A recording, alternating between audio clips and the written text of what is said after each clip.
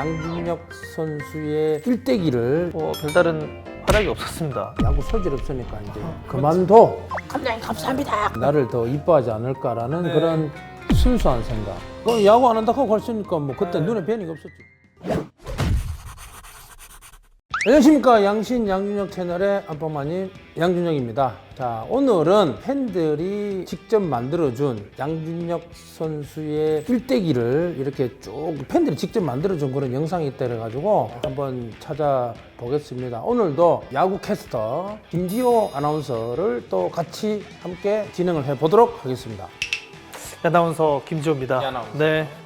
오늘 이제 팬메이드 영상을 보면서 그때 어떤 추억이 있었지, 추억에 좀 잠기는 그런 시간을 갖도록 해보겠습니다. 제가 웬만한 유튜브 나에 관련된 그런 영상 보는데 이거는 내가 못 본 것 같아요. 쭉 보도록 하겠습니다. 맞는지 안 맞는지. 방망이를 거꾸로 들어도 사마를 친다는 진정한 레전드. 요거 전력 질주. 이거 얘기 안 하고 넘어갈 수가 없습니다. 예. 위풍당당 그리고 전력질주, 어떻게 보면 위원님을 대변하는 그런 단어들인데 참 마지막 경기에서 별다른 활약이 없었습니다. 근데 이제 저는 그 마지막 경기 마지막 타석에 전력 질주하면서 선수 생활을 마감한 거에 대해서 너무 참 뭐 뜻깊다고 생각이 들고, 마지막으로 내가 전력 질주하는 거를 팬분들한테 보여드리겠다고 내가 약속을 했어요. 약속을 했는데 앞에 삼진만 먹었으니까. 전력질주에 대한 어떤 특별한 생각이나 이런 것들이 있으셨어요? 왜 그렇게 전력 질주하는 그런 얘기를 많이 들었어요. 저는 살기 위해서 했습니다. 살기 위해서. 어떻게 해서 안타 하나를 더 치고 싶었고, 그리고 내가 전력 질주 해줌으로 해가지고 상대 야수가 상당한 심리적으로 압박이 돼요. 매 순간마다 항상 전력 질주 해가지고 살아남기 위해서. 살기 위해서, 살아남기 위해서 두 가지 좀 의미가 존재하는 것 같은데, 그 스토리 계속해서 한번 이어가 보도록 하겠습니다. 가정 형편이 조금 어려웠었고, 양일환 코치님, 사촌 형의 야구하는 그런 모습을 보면서 동경을 하면서 야구에 입문을 하게 됐습니다. 그렇습니다. 그 당시 때 저희 집안이 야구 집안이에요. 자연스럽게 사촌 형 야구하는 거 보면서 야구장에 가게 됐고, 아버지한테 야구하고 싶다고 매달렸고, 근데 그때 가정 형편이 어려우니까 야구를 안 했으면 좋겠다. 시내 나와서 동양이로 날 테니까 야구 시켜달라 그랬어요. 그러니까 이제 우리 어머니가 그 소리를 듣고, 이놈은 야구할 놈이구나, 이렇게 생각하셨다 그러더라고요. 아들 뒷바라지 하기 위해 가지고 저희 어머니가 정말 뭐 안 해본 게 없어요. 오늘날에 내가 있었던 거는 아들을 위해서 어떤 그 뒷바라지 해주신 거. 그게 가장 좀 생각이 납니다. 이제 중학교에 입학했던 그런 이야기인데요. 이 중학교에 입학했는데 양신한테 야구에 소질이 없으니까 지금 야구를 그만두라. 당시 조금 심정이 좀 어떠셨는지 궁금하네요. 요게 이제 중학교 때 일인데, 중학교 때 내가 조금 안 좋았어요. 몸이 좀 약해가지고 야구 부장님이 이번까지도 못하면은 너는 야구 소질 없으니까 이제 그만둬. 집에 가라. 너 야구 하지 마. 요거는 못하면. 연습도 정말 많이 하셨을 거예요. 그때부터. 연습 뭐. 자, 나오네요. 7타수 5안타. 7할 1푼 4리. 자, 무려 7할 1푼 4리입니다. 정말 쉬운 일이 아닙니다. 자, 명문 고교팀에서 스카우트 제의가 들어오게 됩니다만 대구 상고 진학을 선택했습니다. 요거 대구 상고 가는 것도 재밌어요. 그때 중학교 때는 내가 투수를 좀 많이 했었는데, 근데 투수하다가 계속 팔꿈치를 다쳐요. 저희 삼촌이 대구고등학교에서 투수 코치하고 있었어요. 아무래도 삼촌이 있다 보니까 당연히 대구고등학교 가는 줄 아는 거예요. 근데 대구고등학교 투수를 시키려고 그래.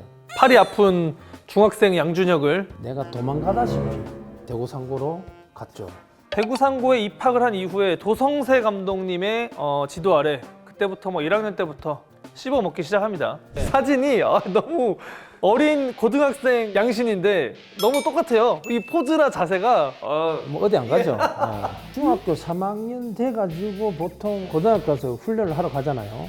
누가 왔냐 하면은 대구 상고에 장효조 선배님이 왔어요. 그렇죠. 장효조 선배님이 이제 그 대구 상고 한참 선배고, 도성세 감독님의 부탁으로 이제 와서 타격을 조금 이렇게 선수 가르쳐 줘라. 장효조 선배님한테 내가 영향을 많이 받았습니다.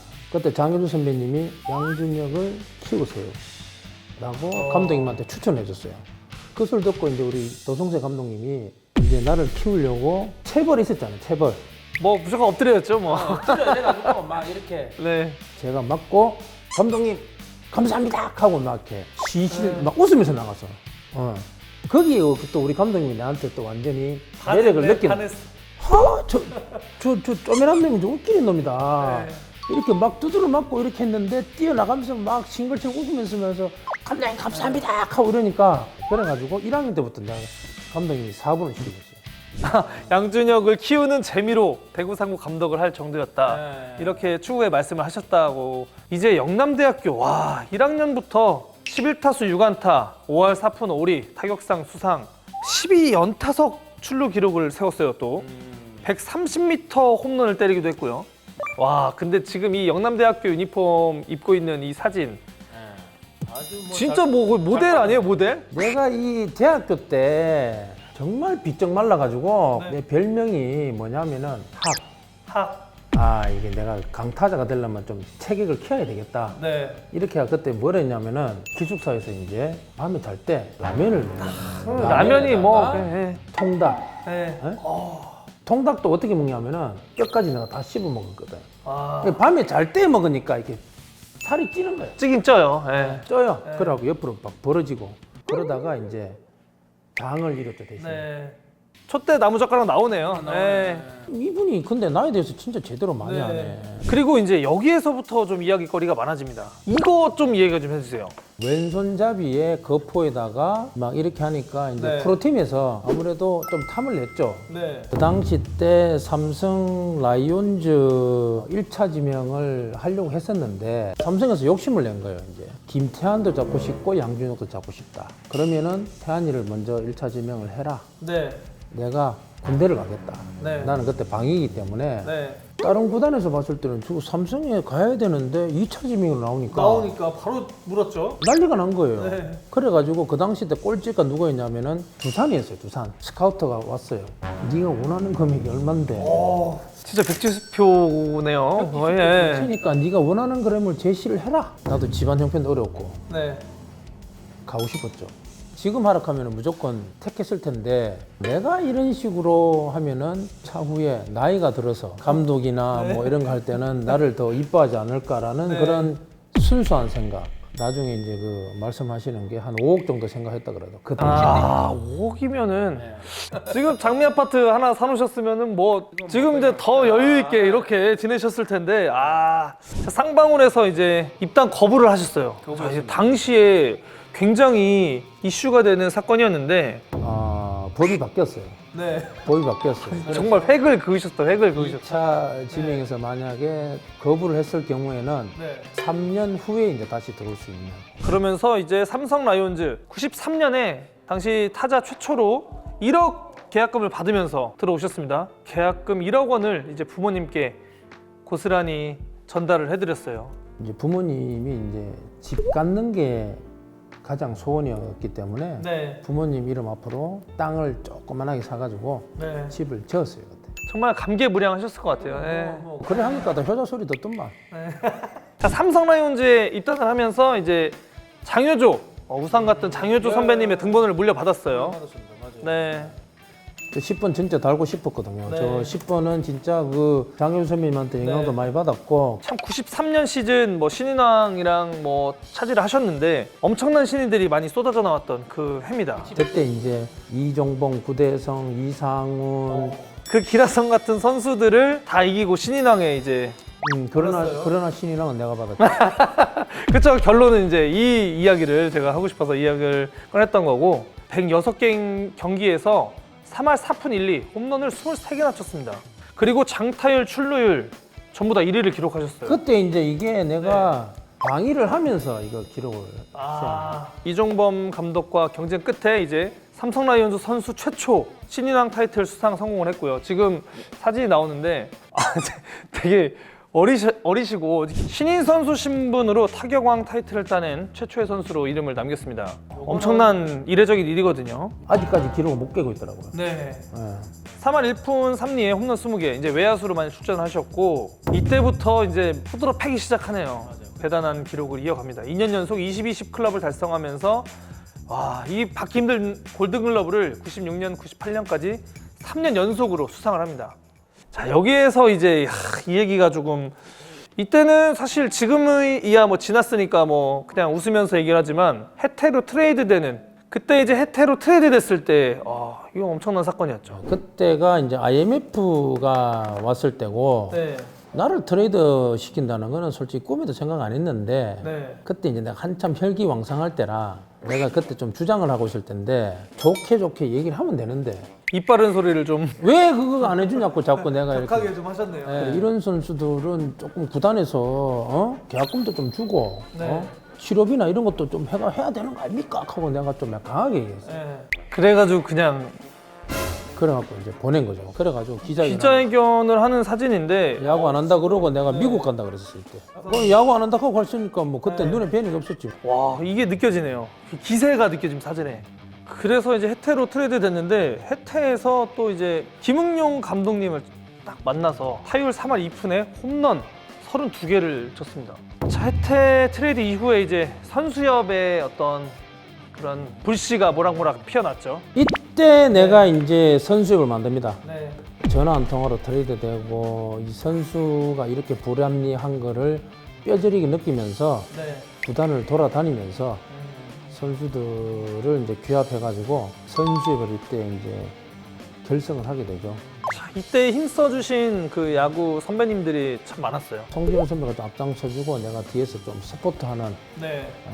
그런 역할로 이제 그 부회장을 제가 그때 주로 네. 많이 맡았죠. 이것도 굉장히 재밌는 LG 트윈스의 유니폼을 입게 됩니다. 위원님하고 이제 같이 있을 때 LG 팬분들을 만나게 되면 그때 이야기를 정말 많이 하세요. 좋은 기억으로 남아있다. 참 LG에서 좋은 활약을 펼치셨잖아요, 당시에. 자 그러고 이제 삼성으로 다시 돌아오게 됩니다. 내가 다시는 삼성으로 안 갈 줄 알았는데 선수협 주동자로 찍혀가지고 계약도 안 해주고 한 2달을 갔다가 타격을 했는데 서로 단합을 해가지고 아무도 안 데려간다 하니까 나는 엄청 노심초사하고 있을 때 그때 이제 삼성에서 이제 제의를 해줘가지고 사실은 저때 굉장히 헐값으로 갔어요. 하여튼 그렇게 해서 다시 삼성을 복귀를 한 뒤에 눈물을 막 펑펑 흘리는 그런 삼성의 첫 우승을 함께 합니다. 초등학교, 중학교, 고등학교, 대학교 다 합해가지고 우승을 한 번도 못 해봤어요.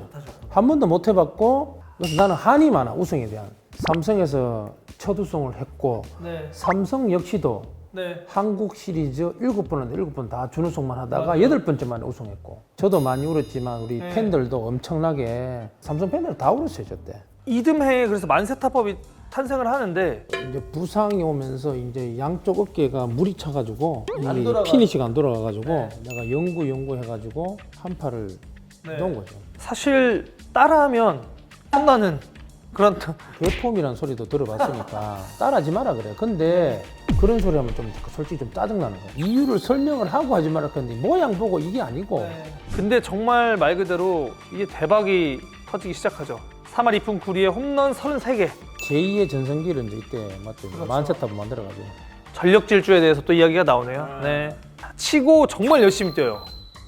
이 위원님께서 달리는 폼이 네, 막 이렇게 달리시니까 어떻게 보면 더 열심히 뛰는 듯한 그 모습처럼 보이기도 했었어요. 이게 이제 만에 하나라는 게 있어요. 그렇죠. 만에 하나. 그 하나가 나중에는 큰 어떤 차이가 난다는 거죠. 그런 작은 것들이 내가 모였기 때문에 내 안타가 159개더라고. 모든 것들은 뭐 야구뿐만 아니라 자그만한 거에서 다 승부가 나요. 기록의 사나이 2000안타.